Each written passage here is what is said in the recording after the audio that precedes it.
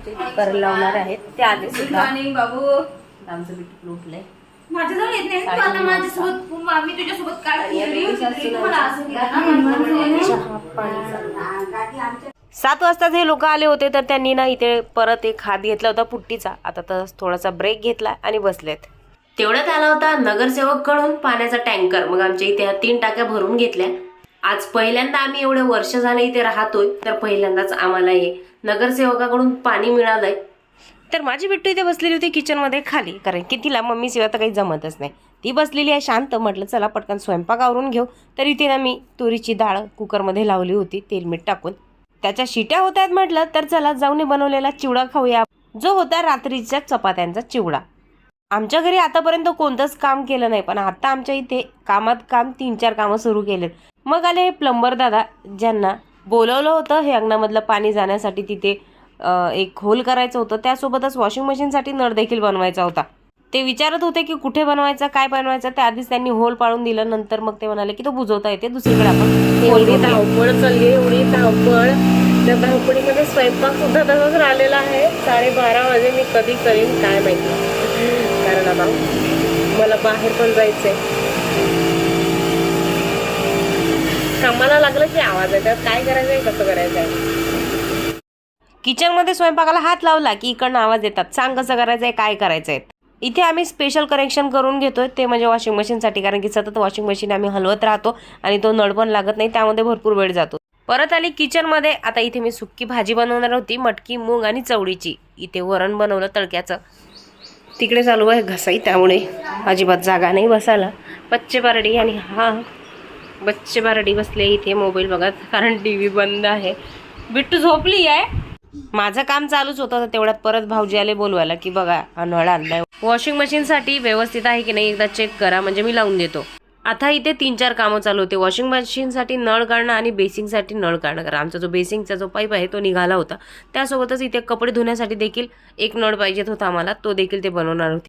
भाऊजी इथे प्लंबर सारखं काम करायला बघत होते, पण ते वॉशिंग मशीनचा नळ काही तो लागला नाही. नंतर ते दादा म्हणाले की राहू द्या, मी लावून देतो तो व्यवस्थित, तुम्ही ठेवून द्या. इथे आम्ही 2 होल पाडले, एक नळासाठी आणि जो वॉशिंग मशीनचा पाईप असतो पाणी फेकायचा त्यासाठी.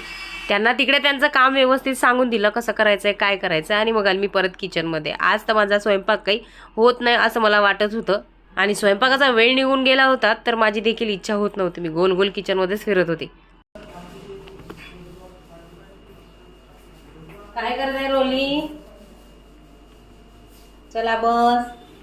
स्वतःचेच फोटो काढत आहे आणि कामाला हात लावला नाही तर ते पार्सलवाले दादा येतात. मी तर आता एवढे पार्सल मागवले होते, कारण माझ्या बिट्टूचा आहे बर्थडे, तर त्यासाठी मला करायचं होतं शूट. त्याचे पैसे वगैरे दिले आणि सर्व पार्सल घेऊन मी आले घरामध्ये. एवढ्या उन्हामध्ये हे पार्सलवाले दादा येतात, कमाल यांची. मी तर नेहमीच विचार करते की एवढ्या उन्हात कसे काय फिरतात बिचारे, ते पण गाडीवर.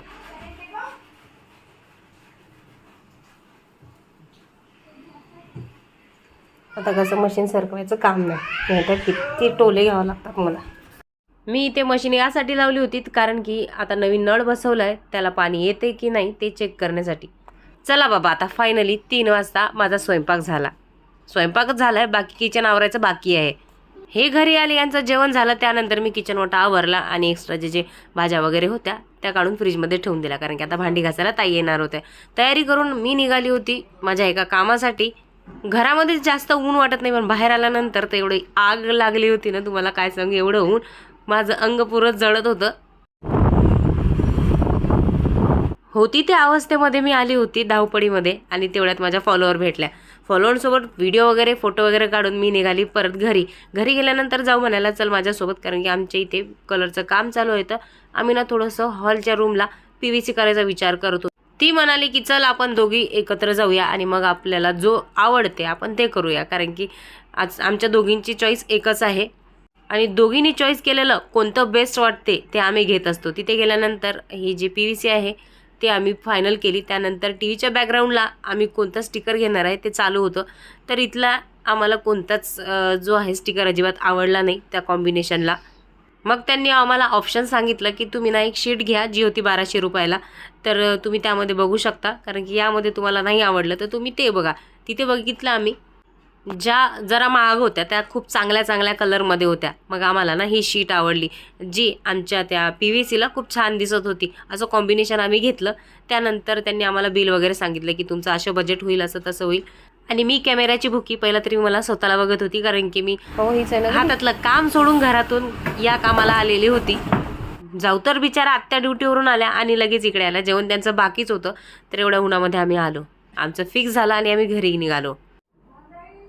आज एवढा थकला ना जीव, तुम्हाला काय सांगू. फक्त आता इथे येऊन बसली होती, म्हटलं आता व्हिडिओ एडिट करते. तर आरू मला सांगायला आला की जे दादा काम करत आहे, जे दादा कलर लावत आहेत, त्यांना प्यायचा आहे चहा.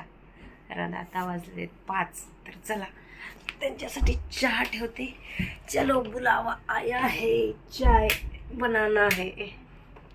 आमच्या घरात बाहेर अंगणात रूममध्ये नुसता बसणार आहे, कारण काम चालू आहे. त्यांचा चहा वगैरेच आटपल्यानंतर ना पहिला मी माझे पार्सल जे मगाशी आले ते चेक केले, कारण कोणती पार्सल आल्यानंतर ना मला चेक करावं लागतात की ते व्यवस्थित आले की नाही. मग एक एक पार्सल खोललं आणि बिट्टूला ते सर्व फ्रॉक मी ट्राय करायला लावले की तिला व्यवस्थित साईज वगैरे येतात की नाही येत, कारण की मग जेव्हा वेळेवर आम्ही शूट करायला जाऊ तेव्हा काही प्रॉब्लेम येता कामा नये. ते सर्व झालं आणि मग हे PVC वाले ते सर्व सामान घेऊन आले. त्यांना मी पैसे दिले. त्यांचं सर्व सामान त्यांनी इथेच ठेवलं होतं अंगणामध्ये, कारण की घरामध्ये काही जागा नव्हती. फक्त एकच शीट जी आहे ती त्यांनी आतमध्ये ठेवली होती.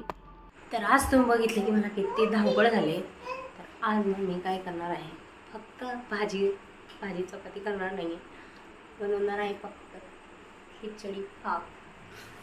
खूप धावपळ झाली आहे, इकडे तिकडे तिकडून इकडे. चेहऱ्यावरून समजत असेल की मी आज किती थकली आहे. पूर्ण डार्क सर्कल पडले.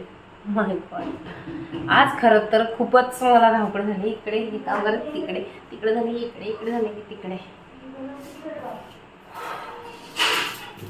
आधी तर माझा खिचडी बनवायचा प्लॅन होता. नंतर मग खिचडी बनवायला घेतली तर विचार केला खिचडी तर कोणी खात नाही, कारण आमच्या इथे तिखट भात जरी खातात, म्हणजे जो व्हेज पुलाव असतो तसा. मग त्या व्हेज पुलावचीच तयारी सुरू झाली. सोयाबीन, आलू, फ्लावर आणि भरपूर असा कोथिंबीर टाकून मी इथे पुलाव बनवला. बिट्टू आणि हिमांशू तो काही भात खात नाही, त्यांच्यासाठी मग मी इथे भेंडी आणि चपात्या केल्या. जसा पुलाव झाला ना तसा आम्ही डायरेक्ट जेवायला बसलो. मस्त गरम गरम पुलाव आणि त्यासोबत आचार. खूप मजा येते ती खायला. त्यानंतर 10 वाजता आमच्या इथे हे फॅन लावणारे काका आले. सासऱ्यांचं असं म्हणणं होतं की आता एवढं छान सर्व केलंय तर आता फॅन पण आपण नवीनच आणूया.